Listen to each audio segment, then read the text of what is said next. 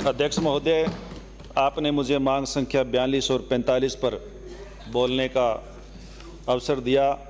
जल ही जीवन है, जल ही जान, जल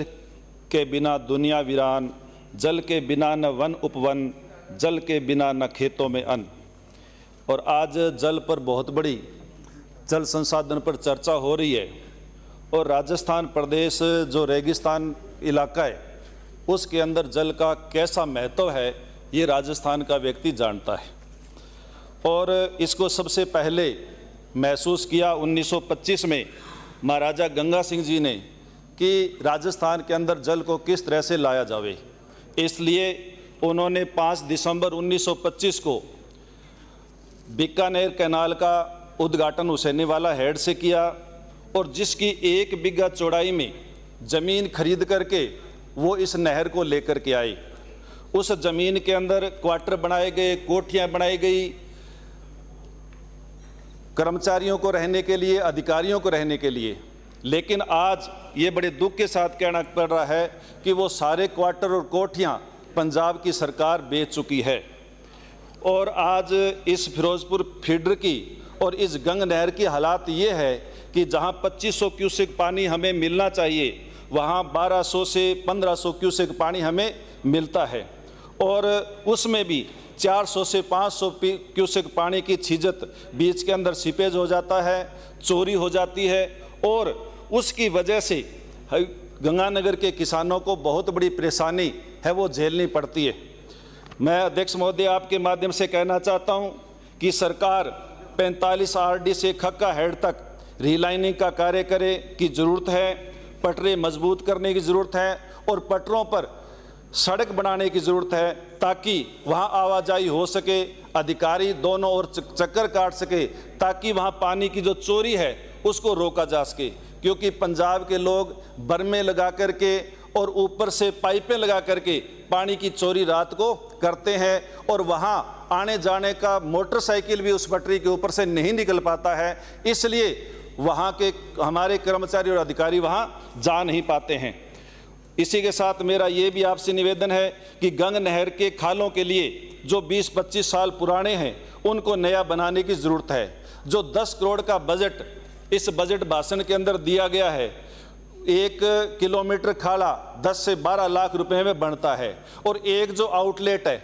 उसकी लंबाई कम से कम 5 से 6 किलोमीटर होती है। तो इस तरह से ये जो खाले 10 करोड़ का बजट दिया है, ये एक ग्राम पंचायत के अंदर यदि 8 से 10 आउटलेट हैं तो 2 और 3 ग्राम पंचायतों के खाले ही इस 10 करोड़ से बन सकते हैं। बाकी बहुत सी ग्राम पंचायतें ऐसी हैं जिनके खाले बनने हैं वो ज़रूरी है और इस खालों के बजट के लिए कम से कम 400-500 करोड़ रुपए का बजट है वो जारी किया जावे। ये हमारा अध्यक्ष महोदय आपके माध्यम से निवेदन है। भाखड़ा नांगल बांध की नींव 1954 में रखी गई और धन्यवाद देना चाहूँगा उस टाइम के प्रधानमंत्री पंडित जवाहरलाल नेहरू को। उन्होंने कहा कि आधुनिक भारत का मंदिर ये भाखड़ा नांगल बांध है और उसकी भाखड़ा नहर के अंदर जिसकी 1700 क्यूसेक पानी जिसका बनता है, जिसको अभी मात्र 1200 क्यूसेक पानी ही अभी मिल पा रहा है। IGNP को मरु गंगा के नाम से जाना जाता है और गंगानगर से लेकर के बाड़मेर जैसलमेर तक सिंचाई के साथ साथ पीने का पानी भी इसको उपलब्ध यानी इन जिलों को उपलब्ध होता है। लेकिन अध्यक्ष महोदय मैं आपके माध्यम से कहना चाहता हूं कि सबसे बड़ी जो त्रासदी है कि जहां हरी के बैराज पर सतलुज और ब्यास दोनों नदियां जहां मिलती है और जहां से ये नहरें निकलती है वहां सतलुज के अंदर जालंधर के जो फैक्ट्रियां हैं उनका सीवरेज का पानी, केमिकल का पानी लगभग 400 से 500 क्यूसेक एक बड़ी नहर इस सतलुज नदी के अंदर गिरती है और वो सारा का सारा केमिकल युक्त पानी राजस्थान के लोगों को पीने को मिलता है, जिससे जहाँ जहाँ ये पानी गया है वहाँ वहाँ उसके साथ साथ कैंसर भी गई है। और आज मैं तो यहाँ आज सदन के अंदर यहाँ तक कहना चाहता हूँ कि पंजाब सरकार को और केंद्र की सरकार को राजस्थान की विधानसभा में प्रस्ताव पास करके दिया जावे कि जालंधर से जो सीवरेज का पानी, केमिकल युक्त पानी जो सतलुज नदी के अंदर गिरता है उसको रोका जावे और उसके अंदर जो STP सीवरेज ट्रीटमेंट प्लांट बने हुए हैं उनके रख रखाव की जरूरत है, उनको रख रखाव और काम करने की जरूरत है। अध्यक्ष महोदय, मैं ये भी कहना चाहूँगा कि यहाँ पानी बहुत बड़ा मुद्दा है और जिस मुद्दे को लेकर के आज यहाँ बहस हो रही है, लेकिन ज़्यादातर साथी अपना समय सिर्फ इसलिए गंवा रहे हैं कि पिछली सरकार ने ये नहीं किया, पिछली सरकार ने वो नहीं किया, पीछे नहीं किया। लेकिन मैं विपक्ष के, सत्ता पक्ष के साथियों को ये भी बताना चाहता हूँ कि राजस्थान प्रदेश के अंदर 6 यानी शहीद यदि किसान हुए हैं तो 2005 और 6 के अंदर भारतीय जनता पार्टी की सरकार में हुए हैं, गरसाना रावला के अंदर और टोंक सोहेला के अंदर, और उनकी और कोई मांग नहीं थी, सिर्फ पानी की मांग को लेकर के धरना प्रदर्शन कर रहे थे, जहां पुलिस की गोली से वो लोग शहीद हुए हैं। मैं ये भी बताना चाहता हूं कि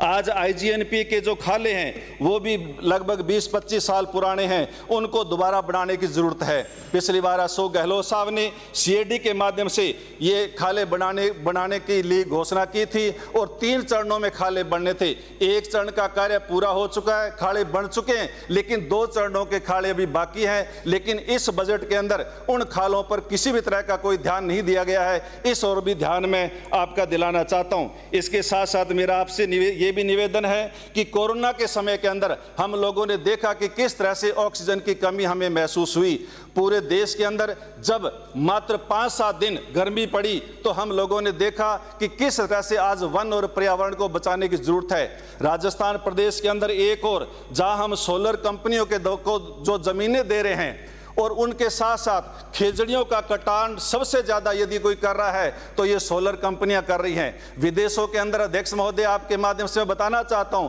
कि इस तरह की व्यवस्थाएं हैं कि उन खेजड़ियों के और जो छोटे पौधे हैं उनके ऊपर थोड़ी सी ऊंचाई पर भी वो सोलर प्लांट है वो लगते हैं। उससे जो जीव जानवर है वो भी बचे रहेंगे, वनस्पति भी बची रहेगी, और यदि वो वनस्पति बची रहेगी तो आने वाली जो हमारा यानी जो वन और पर्यावरण है वो भी बचा रहेगा। और इसलिए जयमल सर के अंदर खेजड़ी काटने के खिलाफ बहुत सारे किसान है वो धरना प्रदर्शन भी कर रहे हैं, इसलिए उनकी मांग पर भी ध्यान दिया जाए। धन्यवाद। जय संविधान, जय भीम।